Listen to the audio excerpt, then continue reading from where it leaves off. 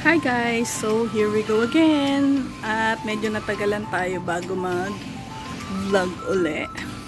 Pero, andito tayo sa ating mini nursery slash greenhouse. Pakita ko lang sa inyo. So, ilang araw ding bumagyo. Kasama si Christine, si Leon, at merong bago na namang papasok.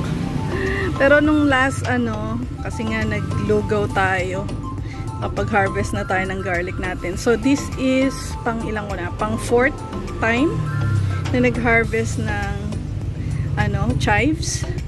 And ito yung ating onion. Ayan. Ito lang yung ginagamit natin, guys. Ayan. So dito pwede pa tayo magtanim doon. Ayan. At meron na tayong mga matataba dito. Ito, nabuhay yung ating talong, mustasa, yung carrots natin. Ito, nag-iisang pechay. Ito guys ay coriander or cilantro. Lalaki na nila. Yan, first time nating makapagpalaki ng ganyang kalaking cilantro. Kasi nung last time na hindi sila naka-net na ganito, inuubos talaga, walang natitira. Tapos meron tayo guys dito sa taas. Ayan, meron tayong mga plants dito. Napasilip ko lang sa inyo. Ayan, ito mga wala din. Yan. So check natin yung ating tinanim. Dito medyo may sad story tayo.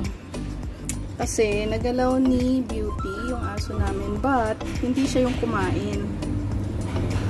May kumain na naman ang ating mga baby tomatoes. Ito na nangyari sa ating dwarf na okra. Ayan. Try nating isave yung masisave natin ngayon. Pero ito na yung ating ampalaya, guys. Nagko-crawling na siya, oh. Ayan. Ito pala ay ayos natin.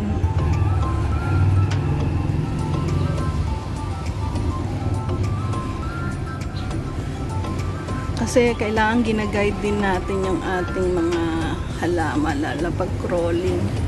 Kung saan sila magpo-crawl. Ayan. So, meron tayong 1, 2, 3, 4, 5, 6, 7. 7 na... ay, hindi. 6 lang pala. 6 na ampalaya. So, yan ay pupunta dito. Ito, guys, ay either i-move natin tong ating vertical dito sa kabilang side para ma-monitor natin yung ating ampalaya dyan. Ito, yung ating squash, ganyan pa rin siya. Ayan, meron tayong doon, celery. Ayan, tapos dito tayo, lipat tayo dito. Pakita ko sa inyo. Yan, yung ating pipino. Meron tayong pipino dito eh.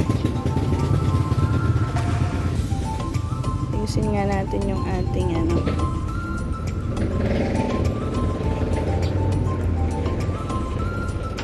Yan, kasi nagko-crawling na din siya. Yun. Tapos ito yung isa. Yung bell pepper natin. Yung kamatis, tsaka isang talong. Tapos dito yung ating kale. At tsaka yung ating Chinese kale. At tsaka yung isang kale. Ayan. Tapos dito tumubo na din yung atin kasi binawasan natin tong ating basil. Ayan. Yung okra natin, meron tayong pest dito sa kabila. Ayan o. Ayan. Na ating lalagyan ng spray mamaya. Pero meron tayong okra dun sa taas. Ayun. Dalawa na naman siya. Yan.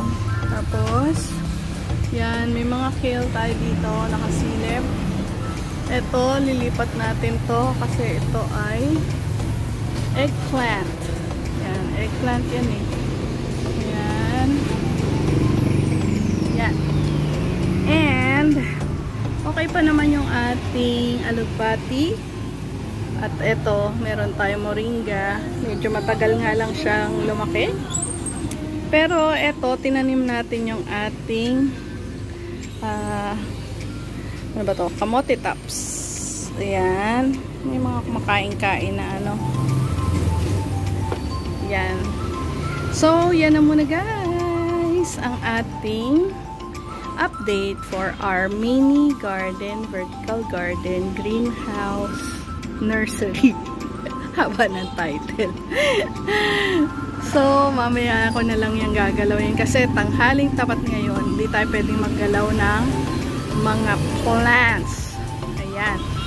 So, like, share, and subscribe sa My Hope Vlog.